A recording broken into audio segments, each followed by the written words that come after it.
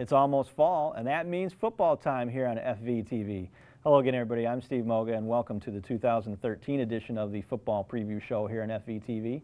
On the show, we're going to talk to legendary Yorkville head coach Karl Hoinkes and also first-year head coach Brad Kunz at Plano High School. Now, the Yorkville Foxes come off a 3-6 record last year. They finished 0-5, last place in the Northern Illinois Big 12 East Division. They had 5 straight losses to end the season, including 3 shutouts, but they're looking to turn things around this year as a youthful team continues to grow and get better, and Coach Hoinkes looks to continue to build that program up like he did all those years he was at Oswego High School.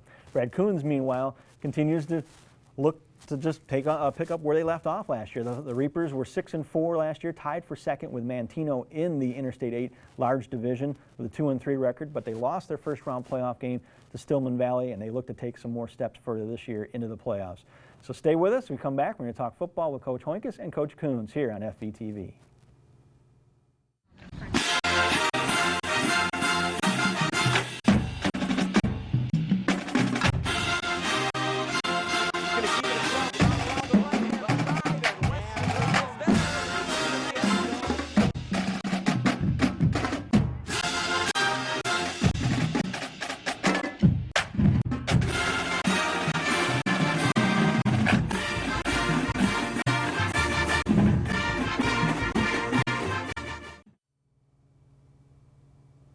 Welcome back here for the 2013 FVTV Football Preview Show, and joining me here right off the bat to start things off, the legendary high school football coach from Yorkville High School, Karl Hoinkes. And Coach, thanks for stopping in. Thanks, Steve. It's good being here. You look like you're ready for practice. You're ready to go for, well, you've been at Yorkville only a couple of years. Obviously, Oswego a long time before that, but you were an assistant way before that, so it's almost 50 years you've been ready at this point. Yeah, 50 years. This is my 48th year in football, from when I started playing to when I'm coaching. So it's been a long time. It's a lifetime, it's what I love to do. Yeah, well, that's a lot of football games. And Illinois High School Association Hall of Famer, I got to brag about you here for a second, Coach. 26 seasons at Oswego, 1981 to 2006. 190 wins, 87 losses, a couple state titles back then. 1992, you were 2A, and 2003, you guys were 6A there for the Panthers. Real quick, what's something that stands out about those titles, or anything in particular like that 92 team? Well, you remember all the kids at the time. Now when I see them, they get older, and I don't, so that's good, but they change, but I still see them. It's the relationships, I think, with the coaches, with the kids, the school. It's fun. I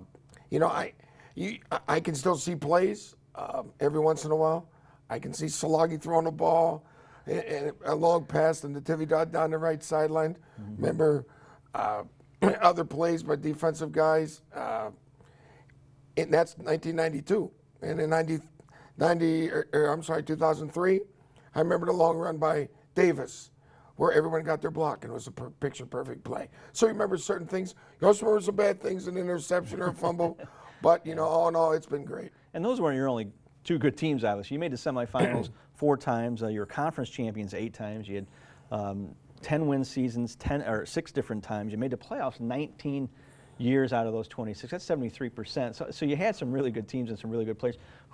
Who stands out in your mind, maybe the best quarterback you ever had, the best running back you ever had, the best linebacker you had? Well, it's unbelievable, but in those 26 years, we only had 1 kid who was an all-conference quarterback, and that was my last season.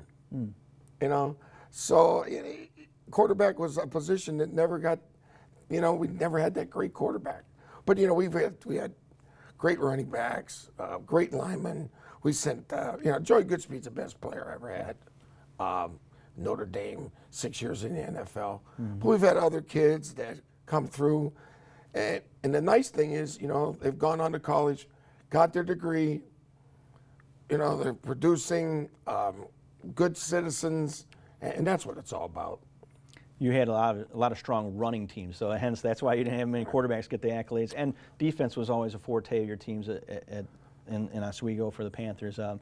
I want to ask you, who's the best linebacker you ever had? Because you always had strong linebackers. Best linebacker probably, these guys are going to kill me. See, when I do this, I see all these guys, I probably go Joey Goodspeed again. Yeah. But Wade Porter was a pretty good one back in 91, 90 and 91.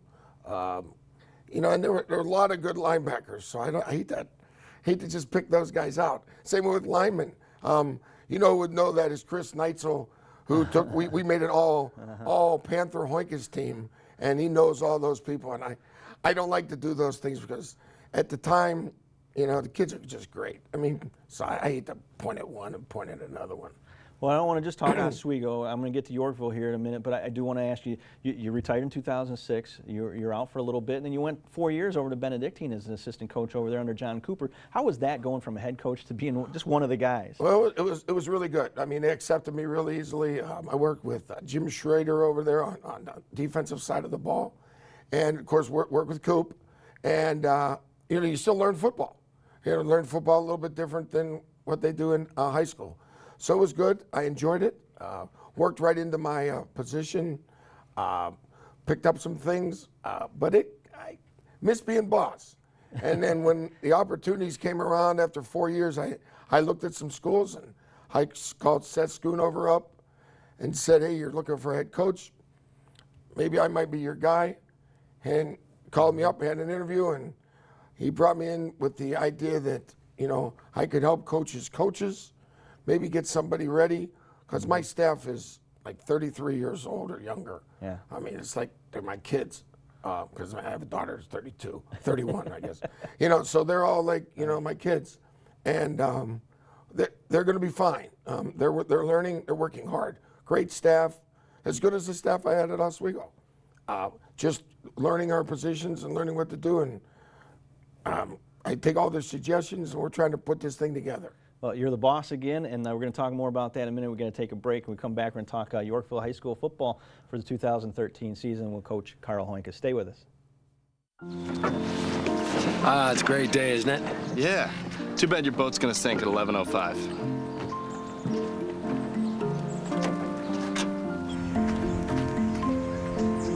Don't come closer. I have rabies. Don't you wish there were warnings to protect you from life's risks? With diabetes, there is one. It's called A1C, a simple blood test that helps measure your risk of serious complications. Learn more at diabetesaA1c.org. Everyone has friends. There's online friends, friends to go out with on a Saturday night, friends to hang out with and do nothing, friends who show up on moving day. And then there are the friends who'll be there if someone is dealing with a mental illness. Are you one of those friends?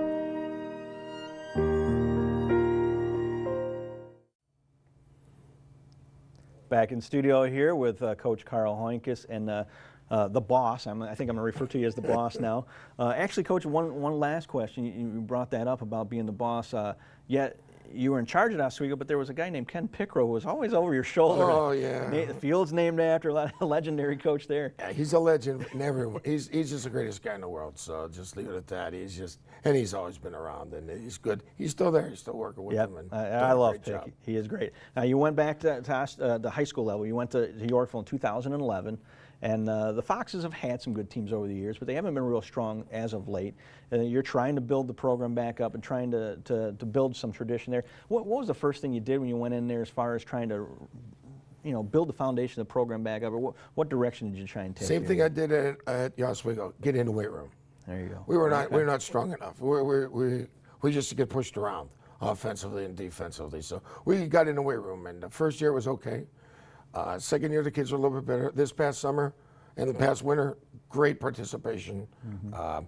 Hopefully, we've got the right group now. You know, it's going to push us through. We have very few seniors out, but a lot of juniors, and we're going to have some younger kids up too. So hopefully, we can get a blend there and heading for that 500 mark. Got to get there. Well, it's still football. You can have guys in the skill position who are really good, but if you can't make openings for them, if the guys up front in the trenches are getting pushed around, like you said, it makes it tough. And you had some of that last year. You finished 3-6 overall, 0-5 in the Northern Illinois Big 12 East Division, and obviously not a very easy division at that. But yeah, you know, you've got to be ready for that competition. Yeah, and we really see it when we get in our division. We got Kaneland and Morris and Sycamore and DeKalb and Rochelle. those teams are all very physical teams. I mean, they're going to come right at you, and their defenses are strong. And this year it doesn't get any better. Canelan's going to have the best team ever. Sycamore's got maybe their best team ever. So, I think the conference is shaping up for, where are we going to get one or two or whatever, and we'll just play them one at a time and see what we can do. Well, you mentioned those teams right here. Canelan was 10-1 last year. Morris was 12-2. Sycamore 7-4, and Rochelle 6-4. 4 playoff teams in your division alone, in the East Division. Then the West Division, the crossover games that you have, Ottawa and Dixon. Ottawa was 11-1 last year, and in that West Division, they're going to be one of the tough teams again this year. And you start out with them Friday, August 30th. That'll be your first game. That'll be an FVTV game, as a matter of fact, and you get to play the Pirates again, a team that whitewashed you last year, 49-0. Whitewashed us terribly. It was an embarrassing loss. Really, we thought we'd do better offensively. We kind of just stalled out every time we got inside the 25. We had 4 trips inside the 25, no points. So this year we worked a lot on offense. We've got a few more skilled kids this year, so we can spread things out a little bit and maybe get some more running areas and maybe throw the ball around a little bit more. The points were hard to come by. You scored 58 points in conference play last year. You gave up 231.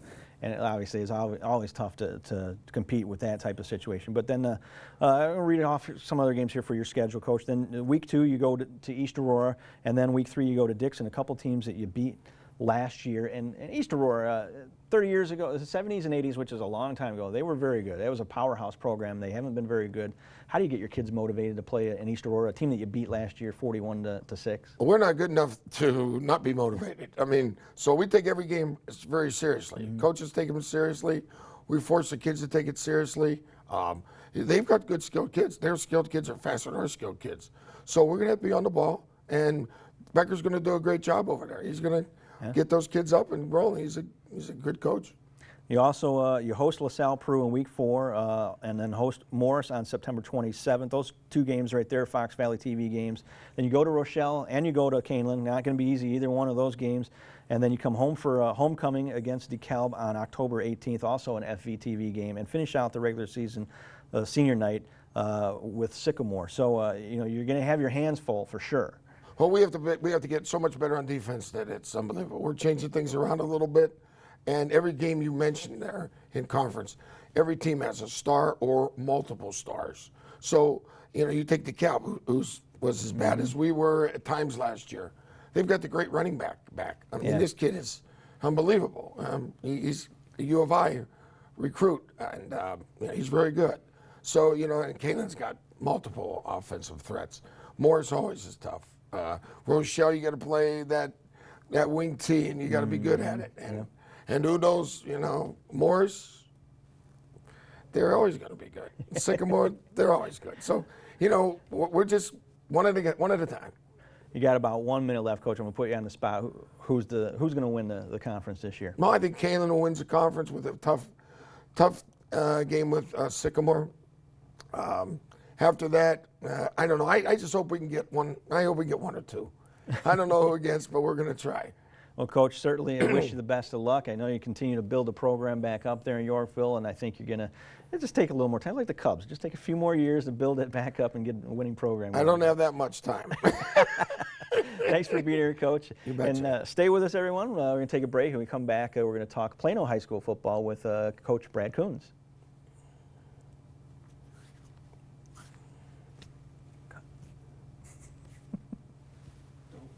I know, he goes to the middle camera and yeah, I know.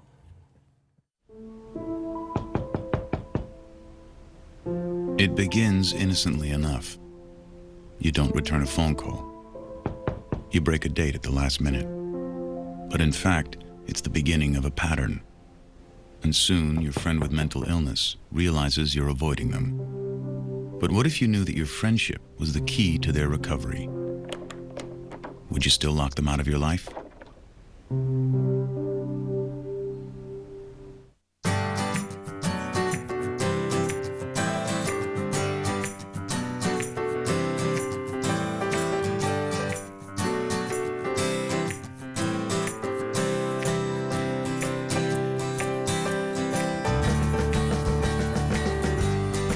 Real men know that getting tested is the way to take care of their families. That's why real men wear gowns. For a list of the tests you need, go to ahrq.gov. Welcome back to FVTV's 2013 football preview show, and join me now, first-year head coach, Plano High School, Brad Kunz. And Coach, thanks for coming in. Thanks for having me. I really appreciate it. And I say first-year coach. You were an assistant the last 3 years under Jim Green, and but you're no stranger to a football field, obviously. Right. Actually, if you get a chance, you show off this ring here he's got here, Jim. If you get a chance to get a shot of this national championship football ring at the University of Miami. You played at the University of Miami. You want to tell folks a little bit about your background. You were from a small town in southern Illinois, and how did you walk on to the University of Miami first of all? You know, growing up in Carlisle, which is about 4 hours south of us, small town, 3,600 people, you know, I wanted to play college sports. And growing up, my brother played basketball at the University of Illinois, and so, you know, I always wanted to play basketball. But, you know, one summer I learned how to use the microwave, and I started eating a bunch of pizza, and all of a sudden I'm a football player. And so one summer my parents took me to a bunch of football camps. I went down to Miami for football camp. They really liked me. You know, I had thought I was going to go to Illinois. I thought I had a scholarship there, but that didn't work out. And so Miami called me and gave me an academic scholarship, and the rest is history. Played for the 2001 national championship team. You were in the Rose Bowl against Nebraska. You were in the Fiesta Bowl the following year against Ohio State, and a tough double overtime loss in that game. You've been on that big stage. How does that translate? How are you able to help or utilize that experience to talk to your kids at Plano High School? And I know there's a great tradition of football there, but you bring a whole other element to that. Well, you know, I look at it like this. You know, when I was a sophomore, we played in the Fiesta Bowl national championship game, and I was on the field goal team. At that time, that was my responsibility. I was the right guard, and with 3 seconds left, we had to kick a field goal to send it to overtime. And so I had to line up. I had two guys, Will Smith, who's currently an NFL defensive end, and another guy and a linebacker. They all lined up on me because they thought I was the weakest link. And here we are, national TV audience. You know, if I didn't do my job, I could have literally been the next Chris Webber. I was the guy that gave up the blocked kick that, you know, ruined the national championship season and the 34 wins in a row. But, you know, I tell my guys, I say, that moment was the most nervous I've ever been in my life. I was shaking. I couldn't do anything to stop. And, you know, I tell them, I say, if I survive that moment, you can survive any moment you have out on the field. You know, because I'm no different than what they are. You know, a kid growing up in a small town playing football. So. How tall are you? 6'8", 6'7"? I'm 6'7", yeah. 6'7"? And what did you line up as a lineman? What was your weight at that time? Oh, and I fluctuated between 300 and 330 throughout my career. That's a lot of time in the weight room, isn't it? Yeah, definitely, most definitely. That's the first and foremost thing you got to probably teach kids, or tell them, hey, you got to get in the weight room, you got to get stronger to compete in a football field. That work ethic and desire to excel, being self-motivated, if you can instill that in kids, there's no limit to where they can go. Because if they're pushing themselves, then as coaches we can just guide them along, and they drive themselves. So. There's a great football tradition at Plano High School and a couple state championships before you got there, and I want to talk about that in the next segment, but we got about a minute here real quick. I want you to tell me a little bit about Arena Football League. You played in that, which is such a small little field, and then you played in the Canadian Football League as well. I did. Where that field is huge. Yeah, Arena Football was probably one of the coolest experiences in my life because I lined up as a guard. There's only 3 linemen, but one of them is a tight end.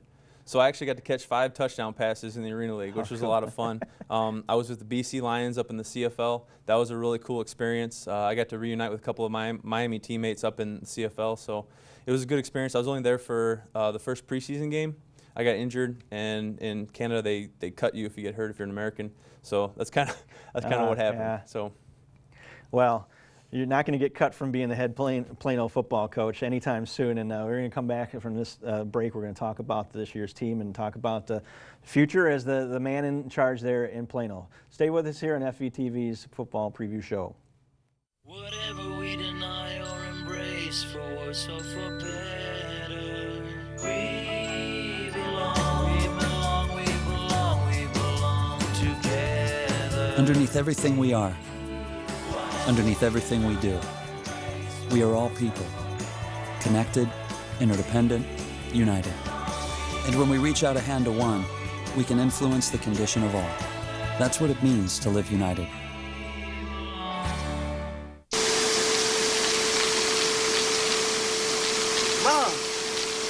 Mom! What? You can't find Ichabod. What?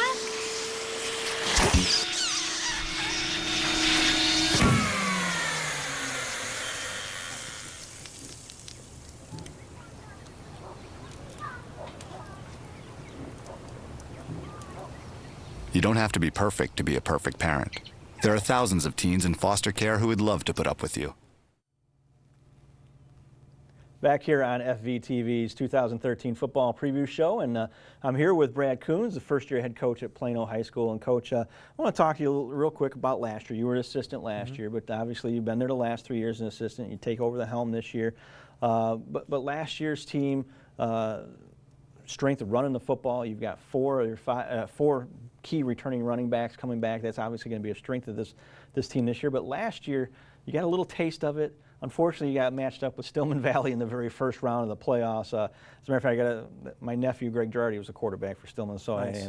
I know how that game went. Yeah. It was a tough loss for the Reapers, but I unfortunately was cheering on the other side. But that was a 49-28 loss, but you scored some points, and you showed that you can play at that level, and now it's time to take the next step, isn't it? Definitely. The last 2 years having to play Stillman and losing both in the first round, I think, if anything, it gave our kids a hunger just to push forward. We noticed that, when we got to the end of the season, teams were bigger and stronger than us. So, it really gave us a motivation to move in the weight room and get in there and work hard. And we've seen a lot of gains this summer. So, at the high school level, you can move the football either on the ground or especially even through the air. You're going to have a lot of success. You've got 4 returning running backs. Tell us a little bit about each one of those kids.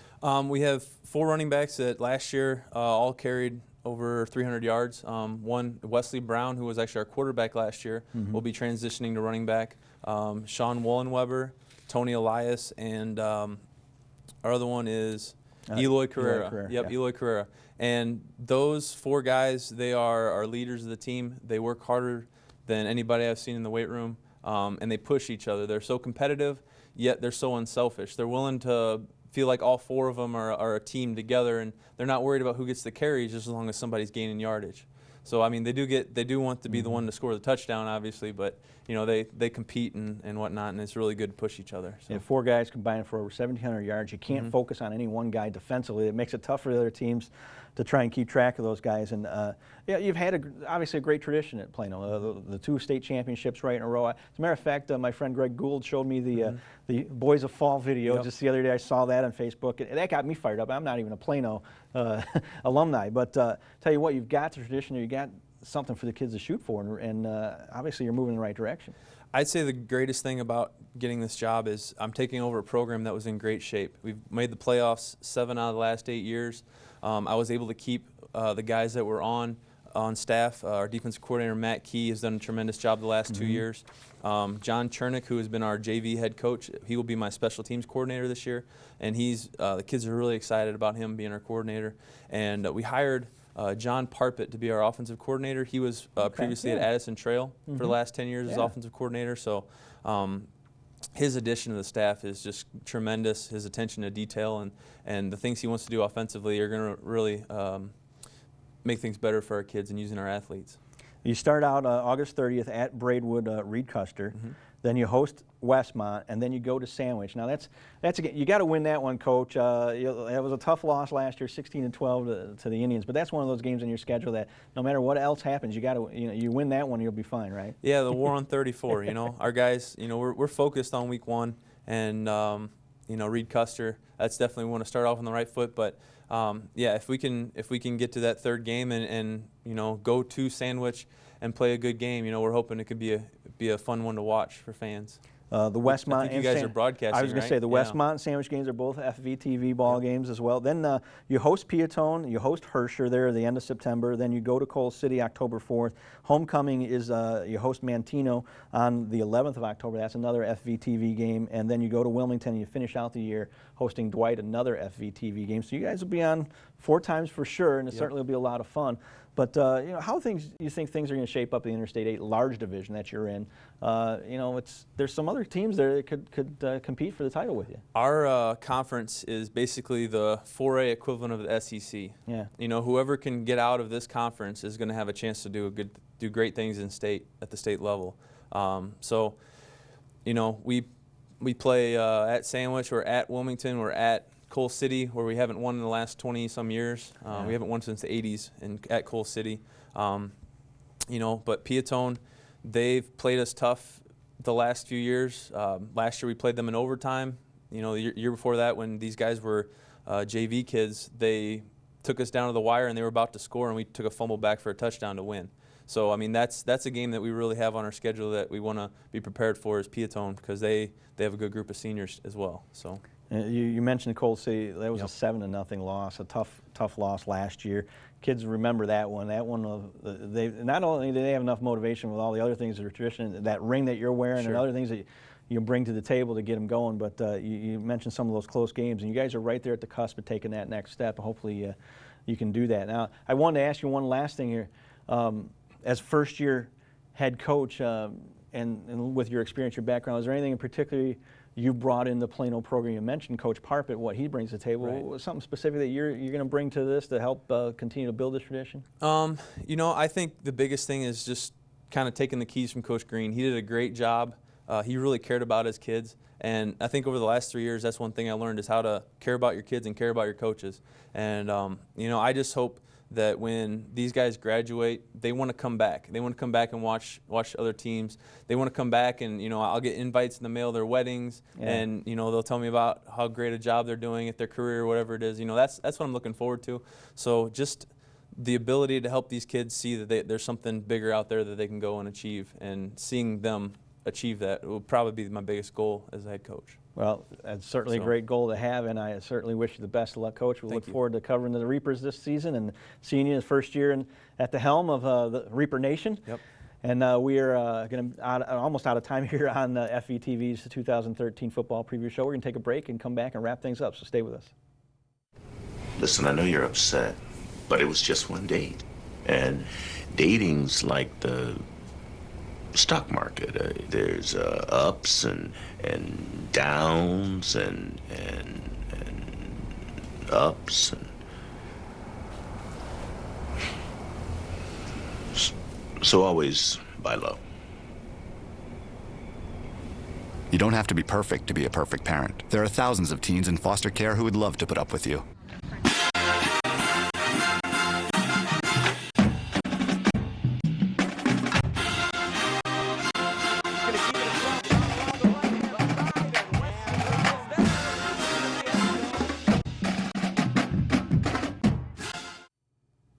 Back here on FVTV's 2013 football preview show, and I want to list the games that FVTV will be covering this fall. Beginning August 30th, the Yorkville Foxes host Ottawa. Then week 2, it's Plano hosting Westmont. Week 3, September 13th, Sandwich hosts Plano in the Route 34 rivalry game. And the Indians, coming off a 6-4 season last year overall, 4-1 in the Interstate 8 large division. They tied for first with Coal City and beat the Coal City Kohlers 14-10 head-to-head, but they lost to Geneseo in the first round of the playoffs, and the Indians looking for bragging rights against the Reapers there September 13th. Also, September 20th, Yorkville hosts LaSalle, Peru. The following week, the 27th, Yorkville also hosts Morris. October 4th, Sandwich will entertain Peatone. October 11th, Plano will host Manteno. October 18th, Yorkville will take on DeKalb. And October 25th, the final regular season week, that will be Plano hosting Dwight.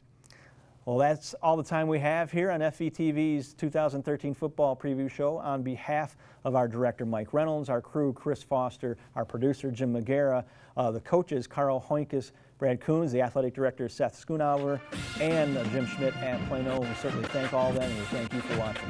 So long, everybody.